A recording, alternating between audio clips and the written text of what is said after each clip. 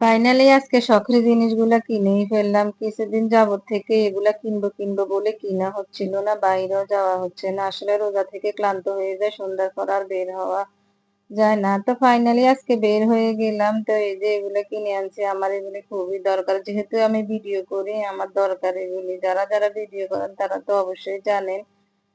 তো এই যে কিনে ফেললাম, আর এগুলি কোনো আমি মার্কেট থেকে কিংবা দোকান থেকে নিই নাই। এই যে রাস্তার পাশে ভ্যানে যে বসে থাকে, ভ্যানওয়ালা ভাইগুলা নিয়ে বসে থাকে, ওগুলা থেকেই নিয়েছি। আসলে ভ্যানে বসে থাকে যে জিনিসগুলি খারাপ তা না।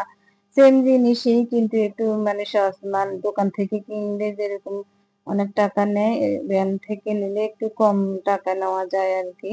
আর আমি অত দূরে যাই নাই। আমার বাসা থেকে মার্কেট একটু দূরে, কিন্তু ভ্যানটা আমার বাসার কাছাকাছি থাকে দেখে আমি নিয়ে নিয়েছি। কালকে আমি শপিং এ গেছিলাম, আসার সময় দেখেছি যে অনেকেই কেনাকাটা করতেছে ভ্যান থেকে। তো আজকে আমি ফাইনালি গিয়ে নিয়ে আসছি। তো কেমন হয়েছে আমার এই কুকারি যে জিনিসগুলো, কমেন্টস করে জানাবেন।